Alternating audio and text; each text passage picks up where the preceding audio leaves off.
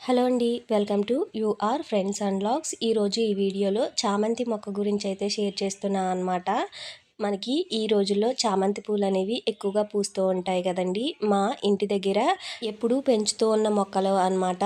వీటిని కటింగ్స్ ద్వారా పెట్టుకున్న మొక్కలు అండి. మనం ఒక్కసారి మొక్క కొన్న తర్వాత మనం చనిపోతూ ఉంటుంది అని అంటూ ఉంటారు కదా. అలా కాకుండా మనం కొమ్మల ద్వారా కూడా ఈజీగా పెంచుకోవచ్చు అండి. ముందుగా కొమ్మలతో పెంచుకోవాలి అంటే లేత కొమ్మలు ఏవైతే ఉన్నాయో వాటితో మనం కటింగ్స్ ద్వారా పెంచుకోవచ్చు అండి. అలాగే మొక్క ఎక్కువగా పువ్వులు పుయ్యాలి అంటే ప్రూనింగ్ కూడా చేయాలి అనమాట. ఎప్పుడైతే మనం కొమ్మల్ని ప్రూన్ చేసుకుంటామో డబల్ బ్రాంచెస్ అనేవి ఎక్కువగా వచ్చి మొగ్గలు అనేవి ఎక్కువగా వస్తూ ఉంటాయండి. ఇప్పుడు చూస్తున్నారు కదా, ఒక్క మొక్కకి ఎన్ని మొగ్గలు అనేవి ఉన్నాయో. మెయిన్ చేయవలసింది అదేనండి. అలాగే పేను పడుతుంది అండి. అలాంటప్పుడు ఏం చేస్తారు అంటే బూడిద చల్లుకోవడం వల్ల ఆ పేను అనేది రిమూవ్ అవుతుంది అనమాట.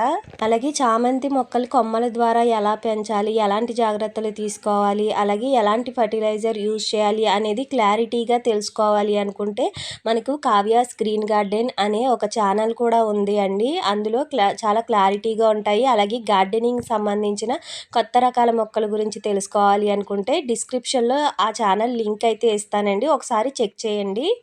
అలాగే ఒక విషయం అండి, చామంతి మొక్కలను పెంచుకోవడానికి పెద్ద సైజు పాట్స్ ఏమీ అవసరం లేదండి. చిన్న చిన్న పాట్స్లో కూడా చాలా ఈజీగా పెంచుకోవచ్చు. వాటర్ బాటిల్స్లో కూడా 2 లీటర్ వాటర్ బాటిల్స్ ఉంటాయి చూసారా, అందులో కూడా చాలా సింపుల్గా అయితే పెంచుకోవచ్చు. అలాగే మొగ్గలు వస్తున్నప్పుడు ఎలాంటి ఫర్టిలైజర్ యూజ్ చేయాలి అంటే మనం వేస్ట్ అని పడేస్తూ ఉంటాం కదండి. ఆనియన్ పీల్స్ వాటర్ అనేది, ఆనియన్స్ పొట్టు ఉంటుంది కదా, దాన్ని నానబెట్టేసి ఒక 2 డేస్ తర్వాత అది ఇవ్వచ్చు.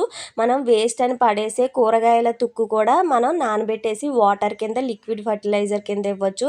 అలాగే పెద్ద సైజులో ఫ్లవర్స్ రావడానికి మనం అరటి పండ్లు తొక్కలు ఏవైతే పడేస్తూ ఉంటామో వాటిని ఎండబెట్టి పౌడర్ కింద చేసి మొక్కలకి ఇస్తే ది బెస్ట్ రిజల్ట్ అయితే ఉంటుందండి. మనం వేస్ట్ అని పడేసే వాటితోటే మనం మొక్కలకి ఫర్టిలైజర్ కింద తయారు చేసి ఇస్తే కనుక ది బెస్ట్ రిజల్ట్ ఉంటుందండి.